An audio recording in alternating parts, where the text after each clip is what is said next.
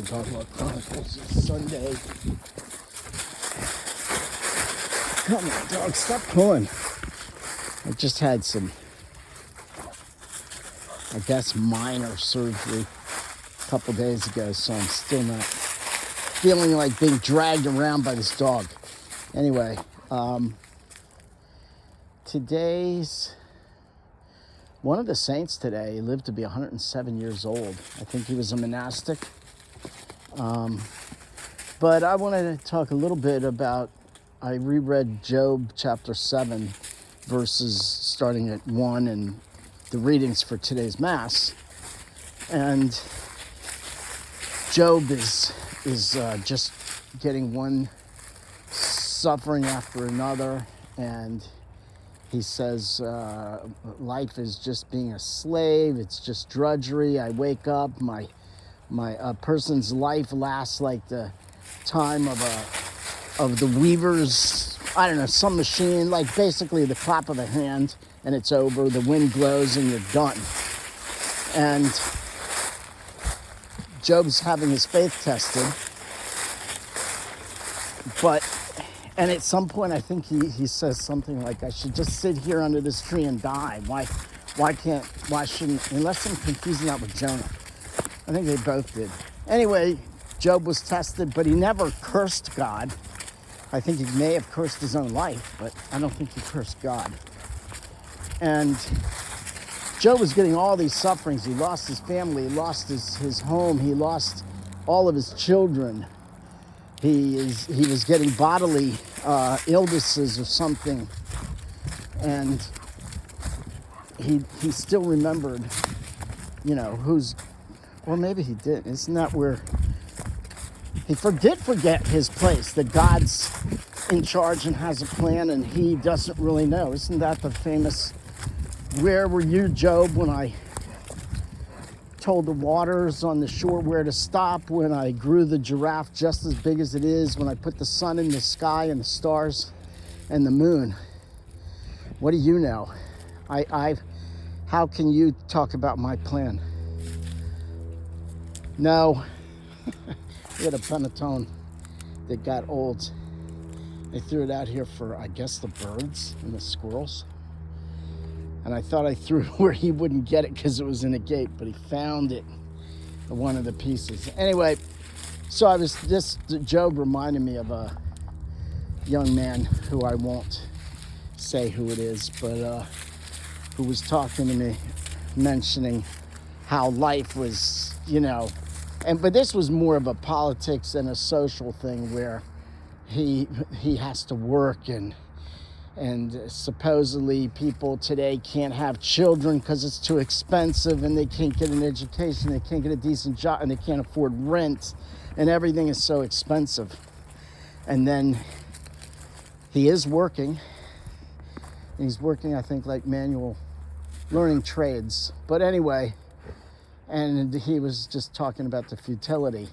I do this, and then I'm 75 and I die. What's the point? Well, yeah. There is no point if one doesn't have God. There is no hope. There is no joy. There's no hope. There's nothing to look forward to if your life is 100 years and you happen to be in the suffering lane. Or let's say you were poor. Let's say you were poor and suffering, because you can be poor and not suffering. You can be poor and have the proper attitude. But let's say everything was terrible in your whole life. It's only going to last for 100 years. If you live your life with the notion that you love God first and you love God's children, which is everyone, including you, but you last. You love your neighbor and your family in the order after God first. If you live your life that way, then you have a good chance of having the next 101 on to a gazillion years with God in heaven. So yeah, of course you're gonna feel, life sucks, I'm gonna work a manual thing.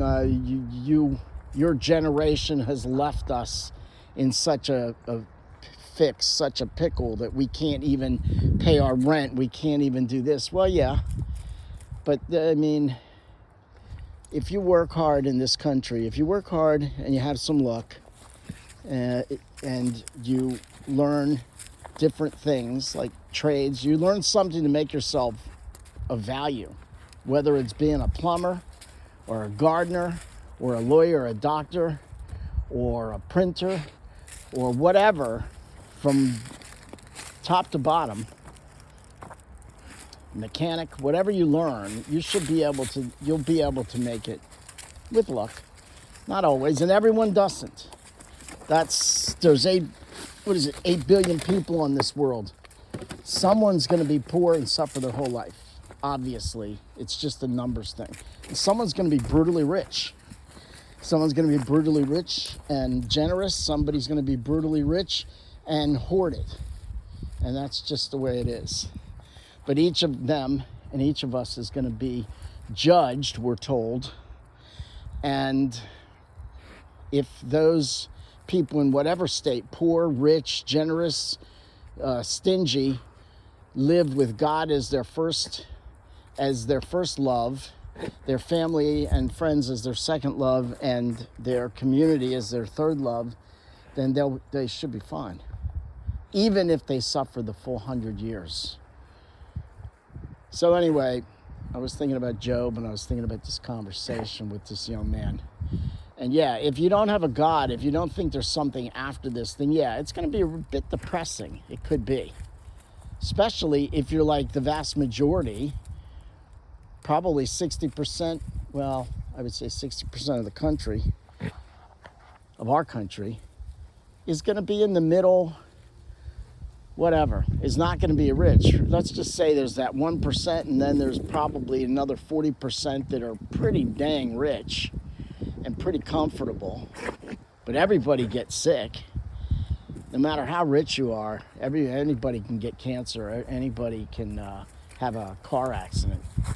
But anyway, so my advice is remember to love God first, and everything else will work out for you and for Job. And yeah, so do that.